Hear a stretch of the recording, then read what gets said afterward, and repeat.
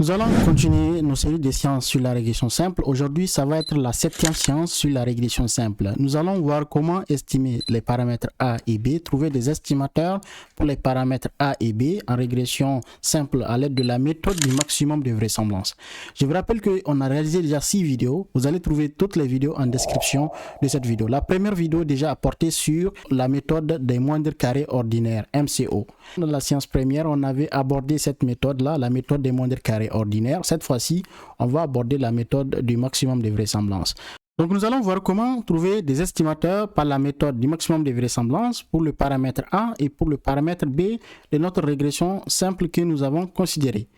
Alors donc ici nous avons YI. YI c'est la variable que l'on veut expliquer. On l'appelle variable à expliquer ou variable dépendante. Et X ici c'est la variable explicative. On l'appelle aussi variable indépendante. C'est la variable qui va nous permettre d'expliquer Y. Ok? A et B, comme vous le savez, ce sont les paramètres du modèle. A et B sont les paramètres du modèle. YI, c'est le terme d'erreur. On l'appelle terme d'erreur. D'accord? C'est le terme d'erreur. Ça regroupe tout simplement tout ce qu'on ignore.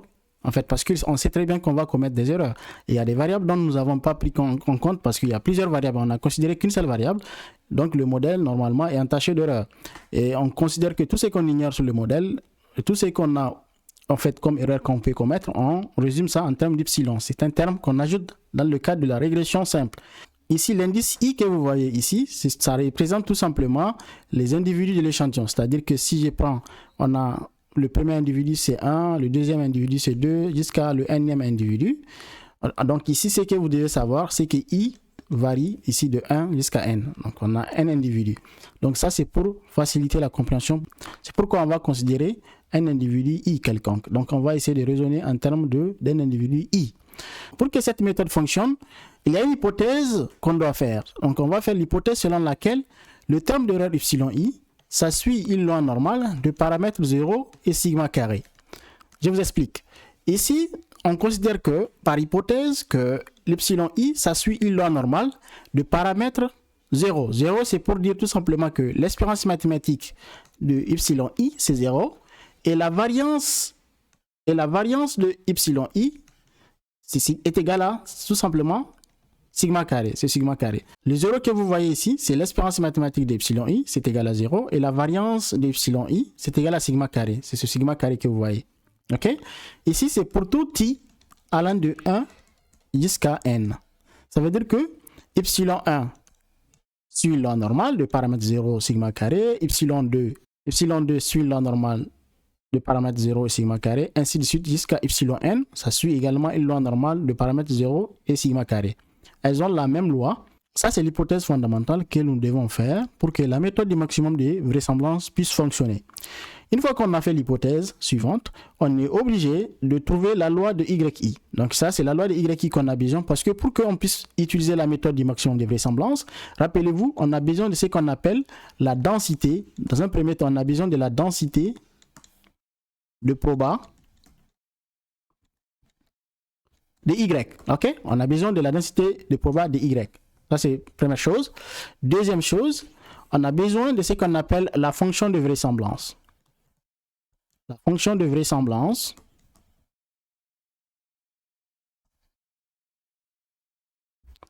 de quoi? La fonction de vraisemblance tout simplement de Y1, de l'échantillon ici, Y1 jusqu'à Yn. Ok? On a besoin de ça. Une fois qu'on a la fonction de vraisemblance de l'échantillon Y1 jusqu'à Yn, on a besoin de la log vraisemblance. La log vraisemblance.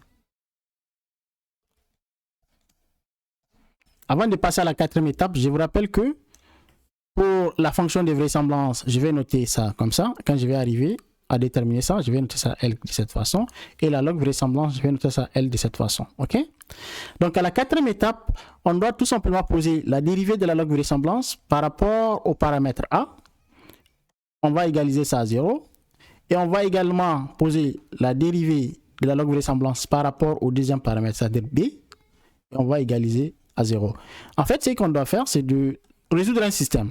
C'est-à-dire, on va résoudre le système suivant. La dérivée de la log vraisemblance par rapport au paramètre A égale à 0. Et la dérivée de la log vraisemblance par rapport au paramètre B est égal à 0. C'est ce qu'on doit, en fait, on va résoudre un système d'équations. Allons-y d'abord, on a besoin donc de la densité de proba de y. Comment on va faire pour trouver la densité de proba de y? On doit venir au niveau de yi. Donc, on a déjà yi qui suit la normale. OK? Et ça, cette partie-là est déterministe. Il est très important de considérer que xi, les xi sont non aléatoires. Ça, c'est une hypothèse fondamentale à considérer. Dans la régression simple, on considère que les xi sont non aléatoires. OK? Les xi sont non aléatoires. Donc, on a cette partie qui n'est pas aléatoire. Donc, on va voir très facilement qu'on peut trouver la loi de yi. Donc, je vais rappeler ça. Donc, dans un premier temps, on a besoin de la densité de y. Mais ce n'est pas compliqué. Je connais que yi est égal à axi plus b plus yi. On sait que déjà, par hypothèse, nous avons dit que epsilon suit la loi normale du paramètre 0 sigma carré. OK? yi va également suivre une loi normale parce que cette partie-là est déterministe. Cette partie n'est pas aléatoire. Donc, cet élément yi qui est normal, qui suit la loi normale, ajouter une certaine partie déterministe ne va pas changer la loi. Donc, on va trouver une loi normale également. C'est-à-dire que y va suivre également une loi normale. Donc, y, si vous voulez, y suivra également une loi normale de paramètres. On a besoin des paramètres, bien sûr. On a besoin du paramètre, c'est-à-dire l'espérance mathématique de y. On a besoin de la variance de y. On sait très bien que y suit la loi normale, mais on ne connaît pas les paramètres. On a besoin de savoir c'est quoi les paramètres, OK? Donc, on va commencer par déterminer l'espérance mathématique de y. Donc, c'est-à-dire, je vais me baser sur yi ici. Donc, trouvons l'espérance mathématique de yi. Nous allons maintenant déterminer l'espérance mathématique de y rapidement. L'espérance mathématique de yi est égale à tout simplement l'espérance mathématique de... Je connais déjà l'expression de yi, donc je remplace, c'est l'espérance mathématique de axi plus b plus yi. Je vous ai déjà dit que cette partie est non aléatoire par hypothèse, d'accord? Donc cette partie est déterministe, donc par conséquent, l'espérance mathématique va aller directement au niveau de là où on a la variable aléatoire, c'est-à-dire yi. Yi ici est aléatoire. Donc yi ici est aléatoire. Il faut noter ça. C'est aléatoire. On a dit que ça suit la loi normale. D'accord? Et là, c'est que nous avons cette partie-là, on va laisser ça tranquille. Donc, on va garder axi plus b plus, maintenant, l'espérance mathématique de quoi? De yi. L'espérance mathématique va aller seulement au niveau du terme qui est aléatoire, c'est-à-dire yi. Et on sait très bien que, d'après ce qu'on a écrit, par hypothèse, l'espérance mathématique de yi, c'est égal à 0. Nous avons dit ça. Donc, c'est égal à 0. Et comme c'est égal à 0, cette partie-là, on va l'ignorer. Donc, finalement, l'espérance mathématique de yi est tout simplement égale à axi plus b. D'accord? Très bien. Comment on connaît l'espérance mathématique de yi? On doit passer maintenant à la variance de yi. On a besoin de la variance de yi. Variance de yi, c'est quoi? C'est tout simplement la variance. On va remplacer l'expression, bien sûr. L'expression, c'est axi plus b plus yi. OK. On sait très bien que cette partie est non aléatoire. Donc, la variance de cette partie-là est égale à 0. Déjà, cette partie va être égale à 0. Donc, ce qui fait que la variance, on va avoir ici cette partie, c'est la variance de cette partie-là, axi plus b. Donc, si vous voulez, on va écrire ça. C'est la variance de axi plus b plus variance de yi. On suppose qu'il y a une indépendance entre les xi et yi. D'accord? Par conséquent, cette partie-là, déjà, étant donné que ce n'est pas aléatoire, la variance est égale à 0. Donc, il va rester seulement la variance de yi. Donc, la variance de yi n'est rien d'autre que la variance de yi. Et on sait très bien que la variance de yi, c'est sigma carré. Donc, on sait que, désormais, la variance de yi est tout simplement égale à sigma carré. Alors, j'ai besoin de la densité de yi. OK? La densité de yi, étant donné qu'on a dit tout à l'heure que yi suit la loi normale de paramètres espérance mathématique de yi et variance de yi, on connaît déjà désormais espérance mathématique de yi, on connaît la variance de yi. On y va. Donc, on va dire que yi suit la loi normale de paramètres espérance mathématique de yi qu'on connaît désormais, c'est, on l'avait dit, c'est axi plus b. Donc, ça, c'est l'espérance mathématique. C'est axi plus B, très bien, virgule. La variance de yi, on sait que c'est sigma carré, donc c'est sigma carré. Très bien. Comment donner la densité? On connaît la densité d'une loi normale. Prenons un exemple. Supposons que vous avez tout simplement une variable quelconque x qui suit la loi normale des paramètres u sigma carré. C'est juste pour vous rappeler, hein? C'est juste pour un rappel. Donc si vous avez une variable x qui suit la loi normale des paramètres mu sigma carré, la densité de x, on donne ça comme ça, c'est 1 sur l'écart type fois la racine carrée de pi multiplié par exponentielle de moins 1 sur 2 sigma carré multiplié par x moins mu étant la moyenne, moins mu du taux carré. C'est l'expérience mathématique de moins 1 sur 2 sigma carré, facteur de x moins mu, le taux carré. Maintenant que nous avons une variable spécifique, c'est-à-dire y, on a, au lieu de mu, la moyenne c'est axi plus b. Donc la densité de y, je peux jongler pour vous donner ça. La densité de y, c'est quoi? Je vais juste remplacer. Ici, on parle de y au lieu de x. Ça, c'est juste pour vous rappeler la formule d'une variable qui suit la loi normale. Donc, la densité d'une variable qui suit la loi normale, c'est un rappel. OK? Donc là, je prends ma densité spécifique. Donc ici, je connais désormais que j'ai y. Donc, ça veut dire que je vais raisonner en termes de y. Donc, c'est 1 sur sigma. Donc, je vais parler encore de sigma parce qu'on a toujours une variance. Donc, sigma carré.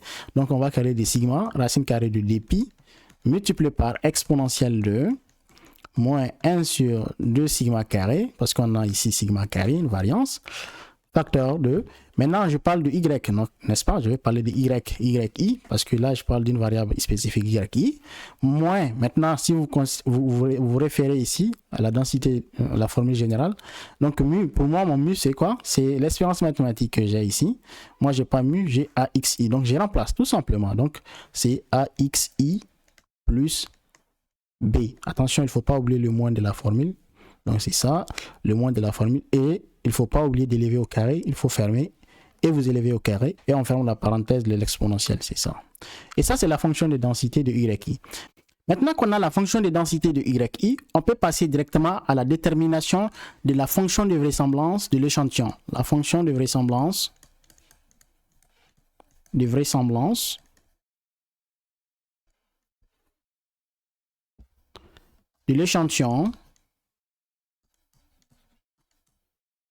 l'échantillon ici je parle de l'échantillon de y, donc y1 jusqu'à yn, ok. Allons-y, la fonction de vraisemblance, je vais noter ça L comme ça, c'est tout simplement le produit pour i allant de 1 à n des fonctions de densité individuelle, c'est-à-dire le produit de f, y, i. Donc je connais déjà la densité de y, donc je vais remplacer. C'est très facile, hein? On va dire que c'est tout simplement, si vous voulez, hein, je peux détailler, c'est la fonction de densité de y1 fois la fonction de densité de y2, ainsi de suite, jusqu'à la fin, la fonction de densité de yn, jusqu'à la fin. Là, je remplace les fonctions de densité individuelle.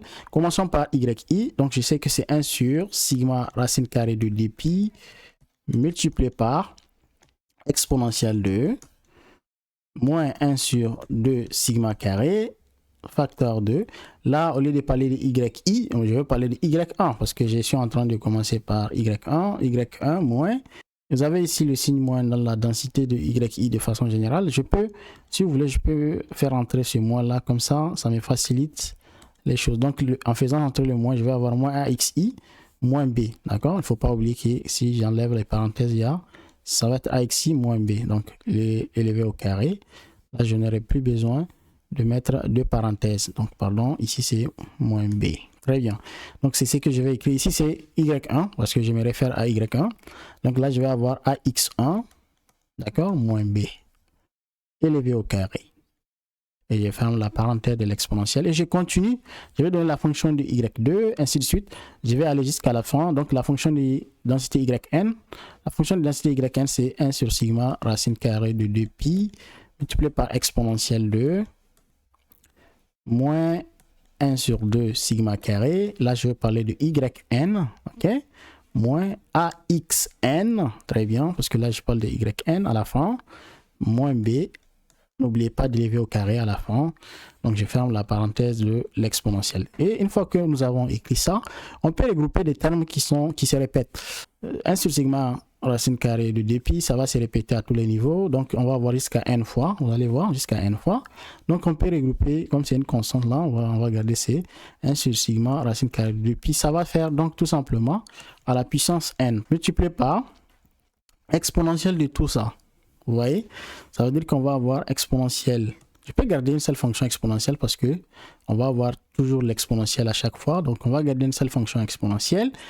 Vous allez en fait garder une seule fonction exponentielle. On va sommer tout ce qui est à l'intérieur des fonctions exponentielles. C'est-à-dire qu'on va avoir moins 1 sur 2 sigma carré, facteur de 1, y1 moins ax1, moins b le taux carré, plus ainsi de suite. Je vais avoir quelque part cette constante qui va être toujours là. Donc, on va avoir ça, moins 1 sur 2 sigma carré. Dans tous les cas, au niveau de la fonction exponentielle, si on somme les éléments qui sont à l'intérieur des fonctions exponentielles, vous allez voir une constante moins 1 sur 2 sigma carré qui est constante partout qui va s'afficher. Donc, je peux la factoriser si vous voulez. Donc, la factoriser et elle va rester ici, par exemple, y1 moins ax1 moins b, le tout au carré. Ça va se continuer jusqu'à la fin. Parce que là, j'ai factorisé par moins 1 sur 2 sigma carré. Donc, on va continuer jusqu'à le dernier élément ici. Comme j'ai factorisé à l'intérieur de la fonction exponentielle moins 1 sur 2 sigma carré. Donc, ça a été factorisé. Donc, je peux donc écrire ici yn moins axn moins b, le taux carré. C'est juste pour vous montrer les étapes. Donc là, je ferme la parenthèse de moins 1 sur 2 sigma carré.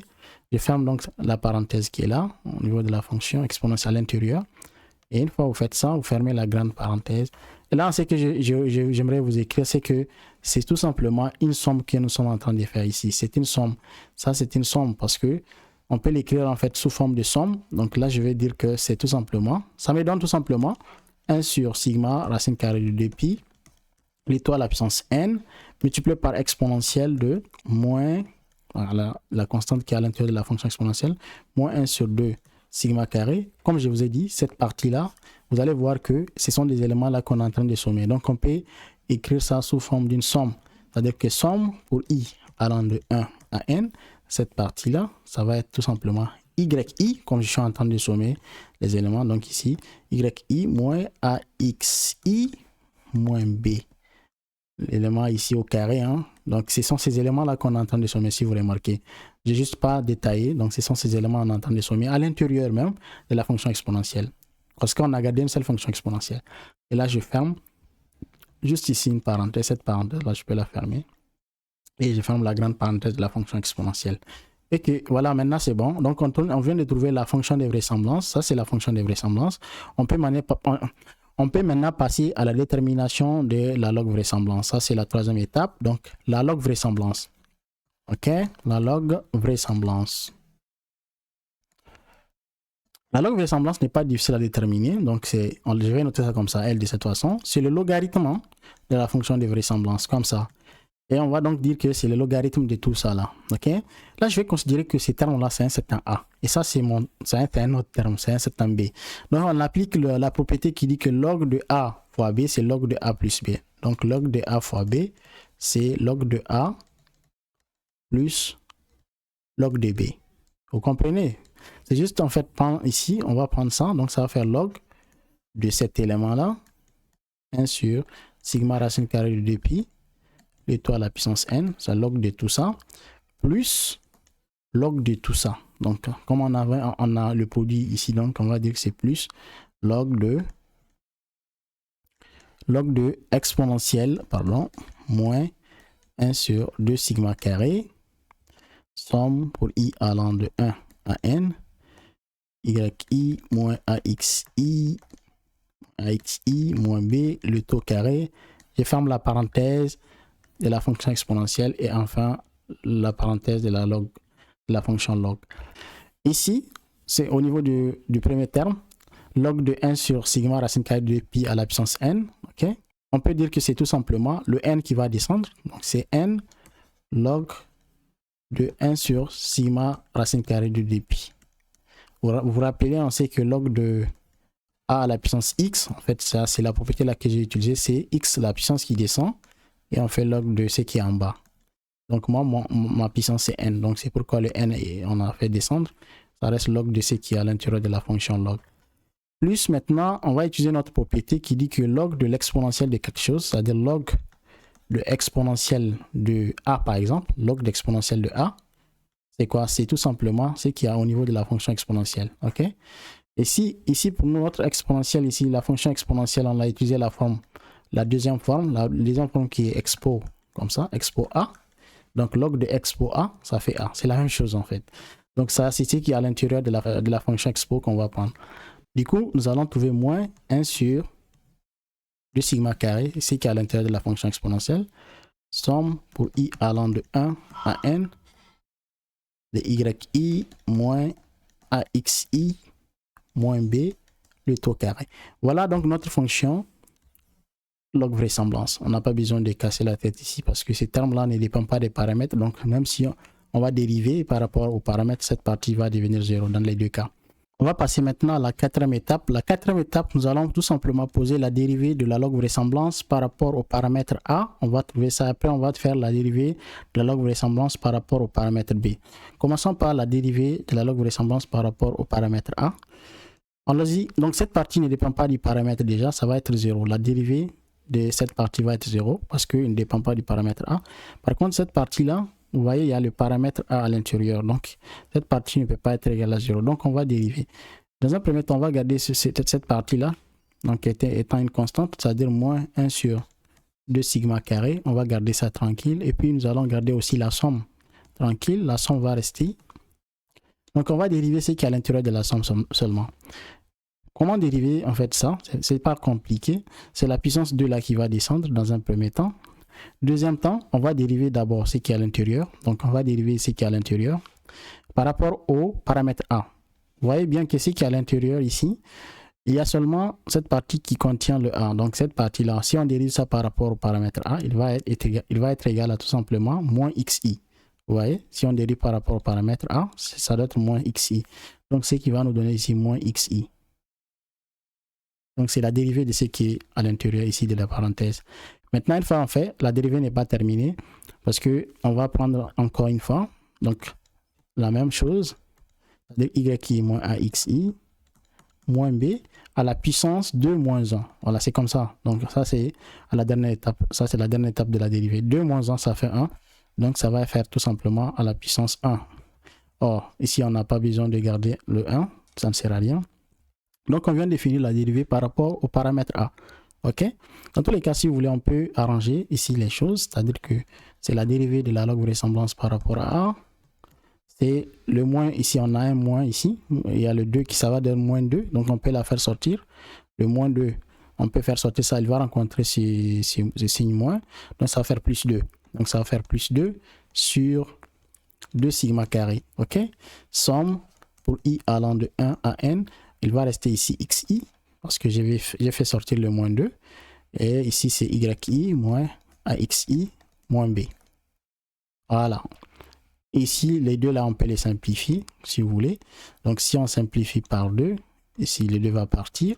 Et il y a le 2 là qui va partir. Il va rester donc tout simplement 1. Donc, c'est 1 sur sigma carré fois cette somme-là. Ok, on vient de faire la dérivée par rapport au paramètre A. Donc, déjà, on va l'égaliser à 0. Donc, deuxième dérivée, donc c'est la dérivée de la log vraisemblance, cette fois-ci par rapport au paramètre B. Encore une fois, si on dérive par rapport au paramètre B, cette partie-là ne dépend pas du paramètre B, donc c'est égal à 0. On va dériver seulement la partie qui contient le paramètre B. Donc on va continuer. Donc on va garder toujours ici, moins 1 sur 2 sigma carré. C'est moins 1 sur 2 sigma carré. Comme tout à l'heure, on va garder également la somme.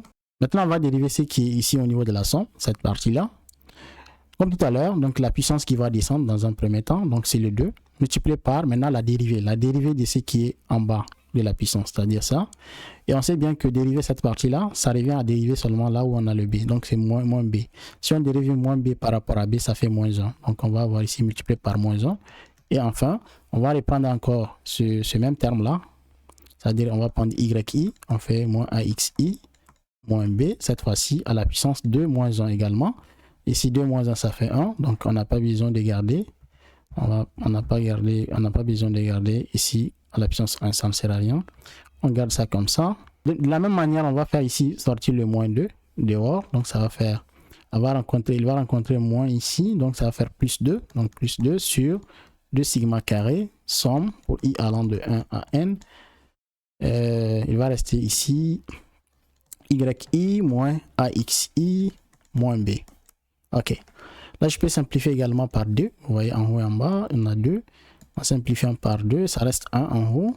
Donc, ça va faire 1 sur sigma carré. Donc, ça, c'est la dérivée de la log vraisemblance par rapport au paramètre b. Ça donne 1 sur sigma carré fois cette somme-là. Ok. On va continuer maintenant. On va résoudre le système. Ok, là, je vais noter sur cette partie-là 2. Ça, si vous voulez. Deuxième équation. La première équation, c'est à ce niveau. Voilà, c'est des équations qu'on va utiliser. On va commencer par résoudre la deuxième équation, c'est-à-dire cette équation, c'est beaucoup plus facile, vous allez voir. On va égaliser ça à 0. N'oubliez pas, on égalise ça à 0.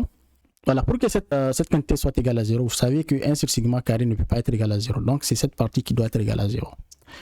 Si vous voulez, donc 2 implique que cette somme-là, somme de yi moins axi moins b, qui doit être égale à 0. Je peux faire rentrer la somme à l'intérieur. Donc, si je détaille, donc ça va me donner somme de yi pour i allant de 1 à n, moins, cette fois-ci, la somme va aller ici. Donc, ça va faire, donc, moins, déjà, vous allez avoir la constante qui va sortir de la somme. Donc, ça fait moins a, somme xi, moins, maintenant, moins, somme des constantes b. C'est-à-dire, on va sommer des constantes ici. B, c'est-à-dire qu'on va avoir b plus b jusqu'à combien de fois? N fois. Dans tous les cas, ça va faire n fois b. Donc cette partie-là, on peut garder ça, on peut dire que c'est n fois b. Donc moins n fois b égale à 0. Ce que vous avez ici, on peut l'écrire autrement. C'est-à-dire que somme de yi, on peut dire que c'est égal à n y bar. Pourquoi j'ai dit que c'est n y bar? Parce que y bar, c'est égal à somme de yi sur n. Si vous tirez somme de yi, donc je vais remplacer somme de yi par ny bar. Donc ça va faciliter la tâche. Donc j'ai juste tiré ici à partir de y bar. Même chose au niveau de xi. Les xi, la somme de xi, on peut remplacer par nx bar. C'est ce qu'on va faire maintenant. Donc ça va nous permettre de dire tout simplement ça, c'est ny bar moins a. Ici c'est nx bar, multiplié par nx bar moins nb qui est égal à 0. Si vous remarquez ici, partout où il y a les n, je peux factoriser par n. Vous voyez, partout où il y a n, je peux factoriser par n. Donc je vais avoir n facteur de y bar moins, cette fois-ci, ça va donner ax bar. Vous voyez, si je factorise, il va rester ax bar parce que n est sorti. Moins b. Parce que là, si je factorise par n, il reste b. Moins b égale à 0. Dans tous les cas, on sait que pour que cette quantité soit égale à 0, de toutes les façons, n ne doit pas être égal à 0. C'est la taille de l'échantillon, ça ne peut pas être nul. Donc, c'est tout simplement ce qui ici qui doit être nul. Ça veut dire que y bar moins ax bar moins b qui doit être égal à 0. Et de là, je tire b. Je peux l'amener de l'autre côté de l'égalité. Donc, je vais avoir y bar moins ax bar qui est égal à b. Parce que j'amène b de l'autre côté, ça devient positif. Du coup, qu'est-ce que je trouve? Je trouve que b est égal à y bar moins ax bar. Ça, c'est la deuxième équation qui m'a permis d'avoir ça. Maintenant, je vais garder ça en attendant que je trouve A. OK? On y va. Donc, j'ai besoin de me référer à la première ici équation. Maintenant, première équation, je vais la prendre et je vais voir qu'est-ce que la résolution va me permettre d'avoir. C'est la dérivée de la log vraisemblance par rapport au paramètre A. On sait que c'est 1 sur sigma carré qu'on a trouvé.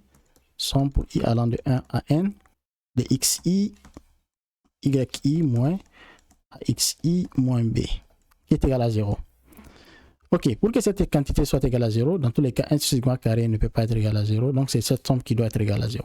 Cela implique que cette somme-là,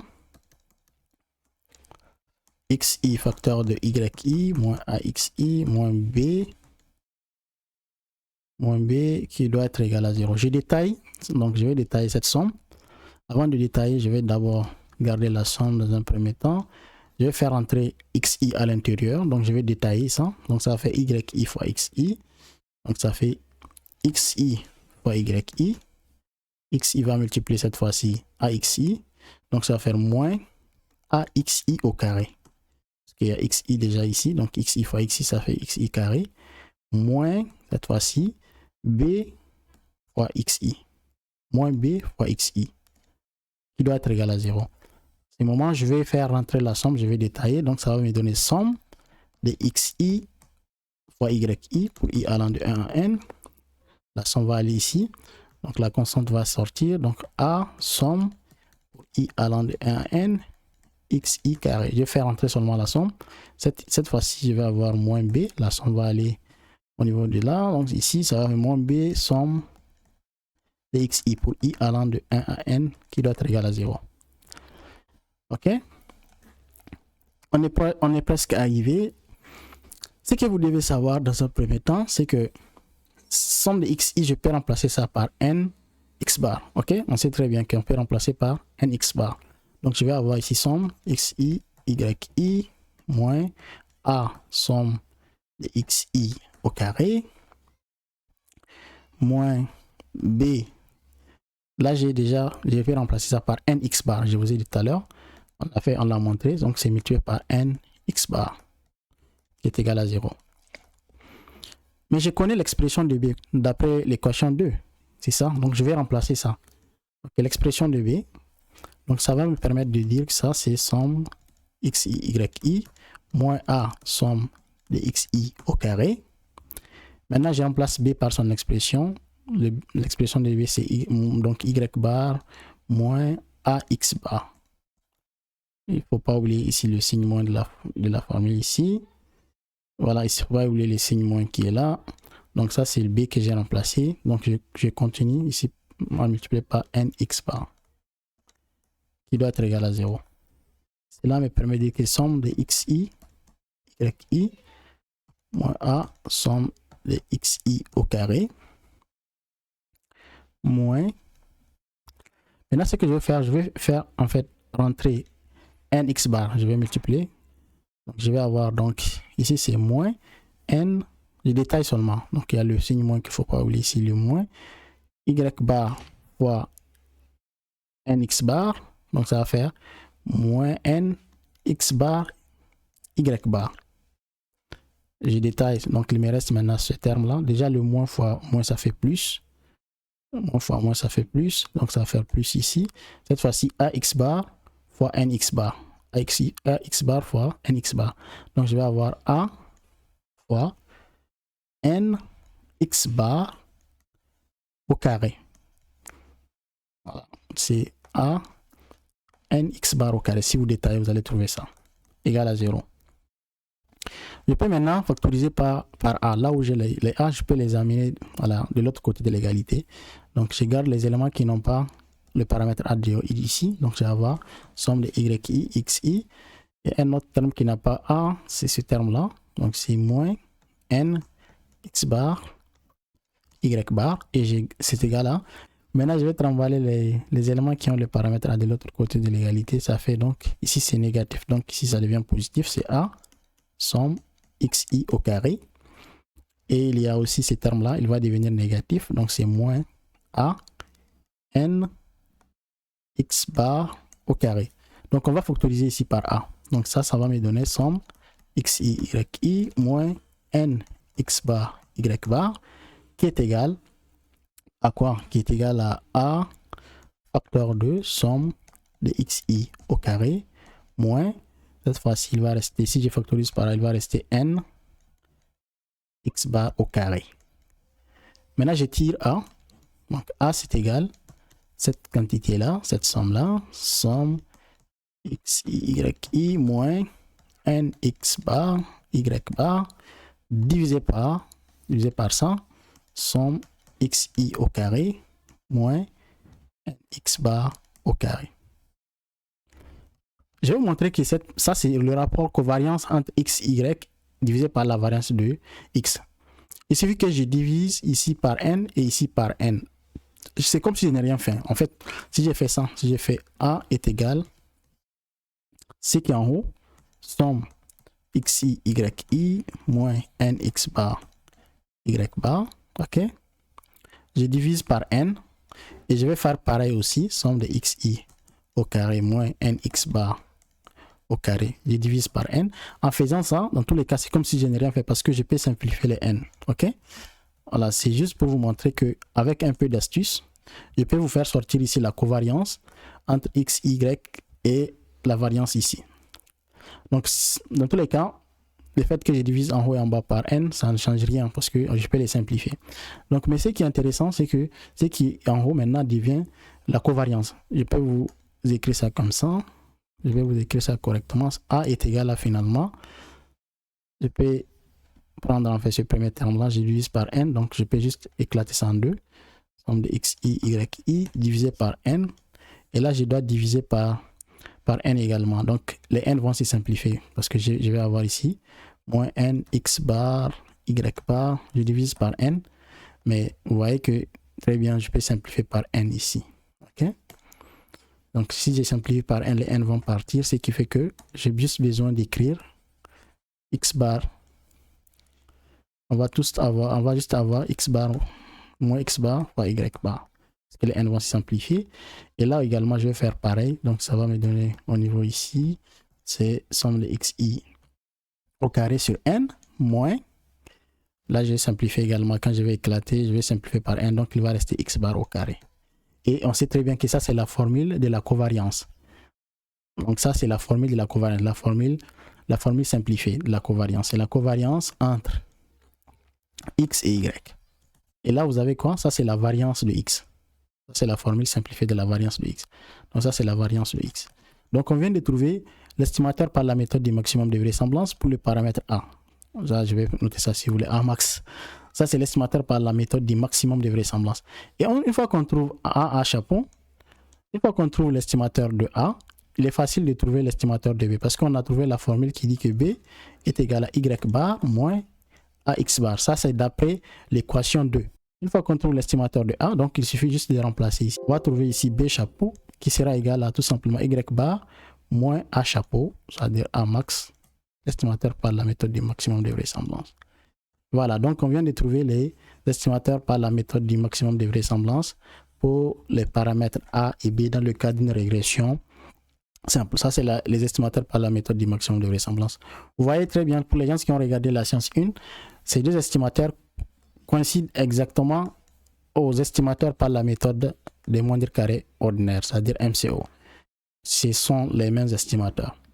Voilà, donc c'est tout pour cette séance. On va se retrouver très prochainement dans la 8e séance sur la régression simple.